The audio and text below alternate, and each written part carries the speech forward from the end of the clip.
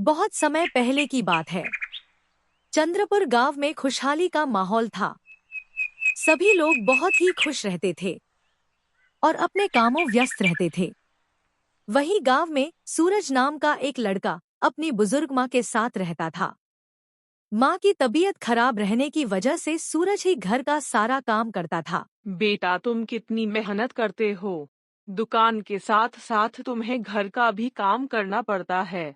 मैं तुम्हारे ऊपर एक बोझ बन गई हूँ सूरज बेटा। ऐसा क्यों कहती हो माँ? मैं यह सब काम अपनी खुशी से करता हूँ। इतने सालों से तुमने मुझे पाला है। अगर मैंने थोड़ा सा काम कर लिया तो क्या घिस जाएगा मेरा? दूसरी तरफ जोया अपने भाई और पिता के साथ रहती थी। जोया बहुत ही संस्कारी लड़की थी। जोया घर का सारा काम खुद ही करती थी। जोया बेटी, आज खाने में तुम भिंडी की सब्जी बना लेना। कासिम जोया से बात कर ही रहा होता है कि सामने से इकबाल आ जाता है। अब्बा हुजूर, मुझे बिजनेस में बहुत ही घाटा हो गया है। हमें यह घर बेचना पड़ेगा। कर्ज इतना बढ़ चुका है कि यहाँ रहना भी मुश्किल हो जाएगा हमारा। अब्बा हुजूर, अब क्या होगा हमारा? अगर घर बेच दिया तो हम कहाँ रहेंगे? मुझे तो सोच सोच कर ही फिक्र हो रही है। फिक्र मत करो मेरे बच्चों। बेटा, तुम यह घर बेचकर अपना कर्ज उतार दो। हम अपने गांव वाले घर में जाकर रह लेंगे। दूसरी तरफ गौरी, मैंने आपको कितनी बार कहा है, आप कुछ काम मत किया कीजिए। सूरज से मेरी शादी करवा दीजिए ताकि मैं घर का सारा काम कर लूं और आपको कुछ भी नहीं करना पड़े। गौरी बेटा, मैंने सूरज को कई बार बोला है तुमसे शादी करने के लिए, पर वह बात को टाल देता है और मुझसे गुस्सा हो जाता है। कोई बात नहीं, आप परेशान मत होइए। मैं सूरज को मना लूंगी और आपके घर की बहू तो मैं ही बनूंगी। यह बोलकर गौरी घर चली जाती है। गौरी की माँ खाना बना रही होती है। गौरी घर का कोई काम नहीं करती। क्या माँ, तुमने अभी तक खाना नहीं बनाया? मुझे भूख लग रही है। कितना टाइम लगता है खाना बनाने में? अगर तुझे इतना ही भूख लगा है तो घर का थोड़ा काम कर लिया कर, ताकि मैं खाना टाइम से बना लूं। पूरा दिन गांव में घूमती रहती है, कोई काम नहीं करती। दूसरी तरफ सभी लोग अपना सामान पैक कर लेते हैं और गांव के लिए निकलने की तैयारी करते हैं। मैंने बहुत लोगों का कर्जा दे दिया है। अब्बा हुजूर, अभी भी थोड़ा बाकी है, वह भी धीरे धीरे दे देंगे। बस गांव में सब कुछ ठीक रहे। गांव का माहौल शहरों जैसा नहीं होता है। वहां सब मिलनसार लोग रहते हैं। बस उनके साथ अच्छे से रहना। सभी लोग गांव पहुंच जाते हैं। जोया गांव के माहौल को देखने लगती है। जोया और इकबाल कभी गांव नहीं आए थे। बचपन से ही वह शहर में पले बड़े थे। घर पहुंचने पर इकबाल भाई, गांव की यह औरतें हमें घूर घूर कर क्यों देख रही है? मुझे बहुत अजीब लग रहा है। जोया बेटी, तुम इन सब चीजों पर ध्यान मत दो। अभी हमें बहुत से काम करने हैं, तो अंदर चलते हैं। इतना बोलकर सभी लोग अंदर चले जाते हैं। गांव की दोनों औरतें आपस में बात कर रही होती है। पता नहीं हमारे पड़ोस में ही आना था। इन मुसलमान को इनको देखकर मुझे तो बहुत गुस्सा आता है। जो भी कहो, पर वह लड़की बहुत ही खूबसूरत थी। मेरी तो उसके चेहरे से नजर ही नहीं हट रही थी। बहुत ही प्यारी बच्ची थी। बस करो, आप दोनों मैंने भी देखा था। इतनी भी सुंदर नहीं थी जो आप तारीफ किए जा रहे हो। सही कहा गौरी बेटा, तुमसे सुंदर थोड़ी थी। मेरी गौरी से ज्यादा सुंदर कोई हो ही नहीं सकता है। गुस्से में भी कितनी सुंदर लगती है। इतना सुनकर गौरी खुश हो जाती है। दूसरी तरफ इकबाल भाई, आपने देखा वह लड़की हमें कैसे घूर घूर कर देख रही थी, जैसे मानो उसका हमने कुछ चुरा लिया है। पूरे गांव में मुझे कोई भी मुस्लिम दिखाई नहीं दिया। हमारे लिबास की वजह से तो नहीं देख रहे थे। यह लोग हमें। अरे जोया, तुम इतना क्यों सोच रही हो इन सब चीजों के बारे में? धीरे धीरे सब ठीक हो जाएगा। इकबाल बिल्कुल ठीक बोल रहा है। अभी हमें यहाँ एक ही दिन हुआ है। धीरे धीरे तुम्हें यहाँ की आदत हो जाएगी। दूसरी तरफ सूरज भी दुकान बंद करके घर पहुंच जाता है। आ जाने में बहुत लेट हो गए सूरज बेटा। तुम्हें पता है हमारे पड़ोस में मुसलमान परिवार आया है। हाँ माँ, आज काम ज्यादा था। दोपहर को एक गाड़ी गांव की तरफ आ तो रही थी। शायद वही लोग होंगे। सूरज अपनी माँ से बात कर ही रहा होता है कि सामने से गौरी आ जाती है और सूरज से बोलती है, मैं कब से तुम्हारा इंतजार कर रही थी। तुम्हें तो मेरी फिक्र बिल्कुल भी नहीं है। शादी के बाद भी ऐसे ही करोगे। तुम्हें कितनी बार मना किया है? मुझसे ऐसी बातें मत किया करो। मुझे अच्छा नहीं लगता है। तुम्हें कोई काम धंधा नहीं है। कब से वह बेचारी तेरा इंतजार कर रही थी। छोटी सी बात पर गुस्सा हो जाता है। दूसरी तरफ जोया अपने ही ख्यालों में खोई रहती है और सोचती है, या अल्लाह सब कुछ ठीक करना। यहाँ भाईजान को किसी भी चीज का मसला ना हो। कल की सुबह अच्छी हो हम सबके लिए। यहाँ बहुत ही शांति है, गाड़ियों का शोर शराबा भी नहीं है। अगली सुबह इकबाल गांव में घूमने के लिए जाता है और शुद्ध वातावरण का आनंद लेता है। जोया नमाज पढ़ रही होती है और इकबाल भी घर आ जाता है। नमाज पढ़ने के बाद जोया इकबाल से बात करने लगती है। जोया, मुझे यहाँ का वातावरण बहुत ही अच्छा लगा। शहरों में तो ऐसा देखने को भी नहीं मिलता। सुबह की ताज़ी हवा का मजा ही कुछ और है। सही कहा भाई। रात को सोते वक्त भी गाड़ियों का शोर नहीं आ रहा था। मैं पास की दुकान पर जा रही हूँ, घर का सामान लाना है। दूसरी तरफ सूरज अपनी दुकान पर आ जाता है। गांव के सभी लोग सूरज की दुकान से ही सामान लेते थे। जोया भी सूरज की दुकान पर सामान लेने आ जाती है। आपकी दुकान बहुत फेमस है। हर कोई आपकी दुकान के बारे में ही बोल रहा था। वहाँ सामान अच्छा मिलता है। मुझे घर के लिए राशन चाहिए था। गांव के लोग मुझसे प्यार करते हैं, इसीलिए मेरी दुकान से सामान लेते हैं। हाँ, आपको यहाँ घर की सारी चीज मिल जाएगी। दोनों एक दूसरे से बातें करने लग जाते हैं और कहीं ना कहीं एक दूसरे को पसंद भी करने लगते हैं। जोया के घर जाने के बाद सूरज भी अपने काम में लग जाता है। थोड़ी देर बाद वहां गौरी आ जाती है। गौरी को आता देख सूरज उससे बात करने लगता है। अच्छा हुआ गौरी, तुम यहाँ आ गई। मुझे कल के लिए तुमसे माफी मांगनी थी। मैंने तुम्हें कुछ ज्यादा ही बोल दिया था। अच्छा ठीक है। मैं तुम्हें एक ही शर्त पर माफ करूंगी। पहले यह बताओ तुम उस लड़की से क्या बात कर रहे थे। ऐसी लड़कियों को मैं अच्छे से जानती हूँ। यह अच्छे लड़कों को फंसा लेती है। दूसरों के बारे में बुरा बोलने से पहले खुद की तरफ भी देख लिया करो। तुम्हें कितनी बार मैंने कहा है, ऐसी बातें मत किया करो। किसी को जाने बिना कुछ भी बोल देती हो। दूसरी तरफ सूरज की मां घूम रही होती है। अचानक से तबीयत खराब होने की वजह से वह रुक जाती है। सामने से जोया आ रही होती है और सूरज की मां से बोलने लगती है। आंटी, आप ठीक तो हो ना? क्या हुआ आपको? चलिए मैं आपको अंदर ले जाती हूँ। तुम फिक्र मत करो बेटा, मैं ठीक हूँ। वह बस सर चकरा गया था। जोया सूरज की मां को घर के अंदर ले जाती है और उनके लिए पानी लाती है।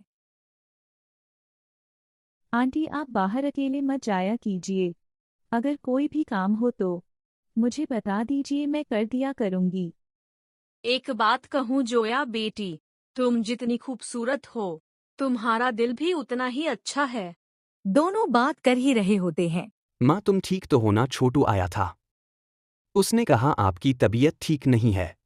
चलो वेद जी के पास चलते हैं। इसकी कोई जरूरत नहीं है बेटा, मैं ठीक हूँ। जोया ने आकर टाइम से मुझे दवाई दे दी। मैं तुम्हारा धन्यवाद कैसे कहूँ? तुम सच में बहुत अच्छी हो। तुम हम लोगों को जानती भी नहीं हो, फिर भी मेरी माँ की मदद की। मैं तुम्हारा एहसान कभी नहीं भूलूंगा।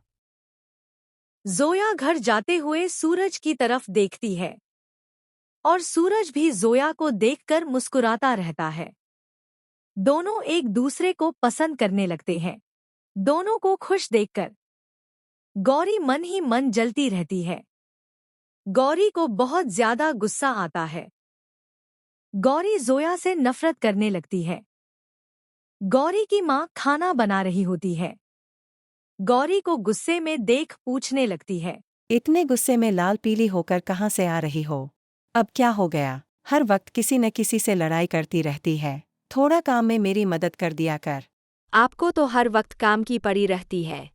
आपको पता है, जोया और सूरज एक दूसरे को कितने प्यार से देख रहे थे। धीरे धीरे जोया और सूरज की मुलाकात बढ़ने लगी और दोनों एक दूसरे से प्यार करने लगे। सूरज, मुझे डर लगता है, अगर किसी को हम दोनों के बारे में पता चल गया तो तुम्हारी अम्मी मुझे बहू स्वीकार तो कर लेंगे ना? इन सब चीजों के बारे में मत सोचो। सब अच्छा होगा, मैं हमेशा तुम्हारे साथ हूँ।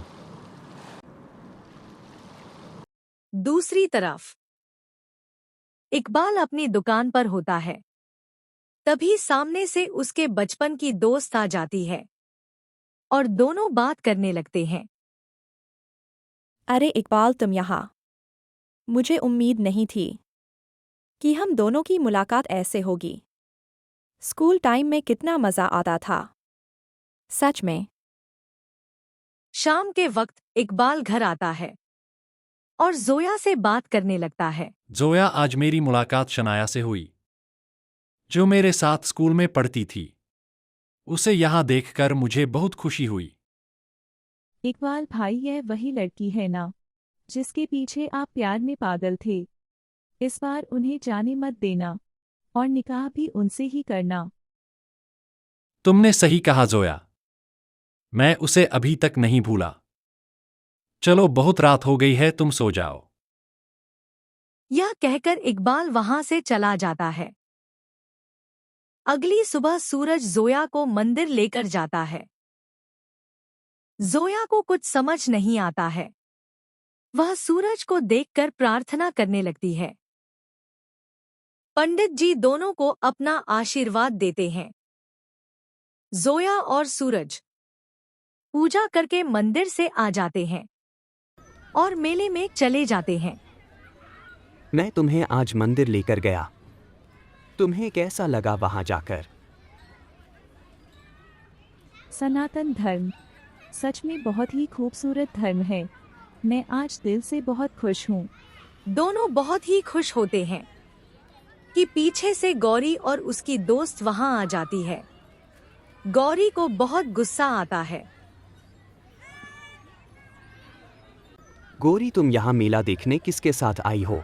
जोया को तो तुम जानती ही हो, यह मेरी बहुत अच्छी दोस्त है। बस करो यह ड्रामा। मैं जानती हूँ तुम दोनों का क्या चक्कर चल रहा है। तुम कितनी घटिया लड़की हो। तुम्हारी हिम्मत कैसे हुई जया को उल्टा बोलने की? तुम खुद कितनी अच्छी हो, कभी सोचा है? पूरे गांव में चुगलियां करती हुई घूमती हो, चुगलखोर कहीं की। गौरी अपने दोस्त के साथ वहां से आ जाती है। ज्योति आग में घी डालने का काम करती है। गौरी, मैं तो ना सहती। तुम्हारी जितनी बेइज्जती हुई है, तुम्हारी जगह मैं होती तो बदला जरूर लेती। इतना सुनते ही गौरी तिल मिलाती हुई वहां से निकल जाती है और सीधा जोया के घर पहुंच जाती है और जोया के पापा से कहती है, बेटा, जोया तो घर पर नहीं है। कुछ काम था तुम्हें, तुम मुझे बता सकती हो। हाँ, मैं जानती हूँ जोया घर पर नहीं है। कैसे बाप हो तुम? अपनी बेटी को संभाल नहीं सकते। तुम्हारी जात में लड़के नहीं मिल रहे जो हिंदू लड़के से प्यार कर रही है। तुम्हारी बेटी। सभी लोग गुस्से से बाहर खड़े होकर बात कर रहे होते हैं। गौरी को यह देखकर बहुत मजा आता है। तभी सामने से जोया और सूरज आ जाते हैं। जोया, मुझे तुमसे यह उम्मीद नहीं थी कि तुम मेरी नाक कटवा दोगी। तुमने मुझे पूरी बिरादरी में मुंह दिखाने लायक नहीं छोड़ा। अब्बा हुजूर, आप ऐसा क्यों बोल रहे हो? मैंने प्यार किया है, कोई चोरी नहीं की। अंकल जी, इसमें जोया की कोई गलती नहीं है। हम दोनों एक दूसरे से प्यार करते हैं। हम आपका दिल दुखाना नहीं चाहते थे। कासिम जोया को लेकर अंदर चला जाता है। गोरी, तुम इतनी घटिया हो, तुम्हें क्या लगता है? ऐसा करने से जोया मुझसे अलग हो जाएगी। ऐसा कभी नहीं होगा। जोया मेरा सच्चा प्यार है, उसे मैं पाकर रहूंगा और सब घर वालों की मर्जी से शादी करूंगा। जितनी कोशिश करनी है कर लो, कुछ नहीं होने वाला है। तुम दोनों को मैं मिलने नहीं दूंगी। सारे गांव वालों को बता दूंगी तुम दोनों के बारे में। जोया का जीना मुश्किल कर दूंगी। दूसरी तरफ जोया बेटी, जो हुआ उसे भूल जाओ। वो एक हिंदू लड़का है, उससे तुम्हारी शादी नहीं हो सकती। मैंने तुम्हारा निकाह पहले से ही पक्का किया हुआ है, उसी से तुम्हारा निकाह होगा। अब्बा हुजूर, अगर मैं शादी करूंगी तो सूरज से ही, वरना अपनी जान दे दूंगी। मैं आपका दिल दुखाकर यह शादी नहीं करना चाहती हूँ। कासिम जोया की बात नहीं सुनता है। दूसरी तरफ माँ, आपको तो हम दोनों के रिश्ते से कोई परेशानी तो नहीं है।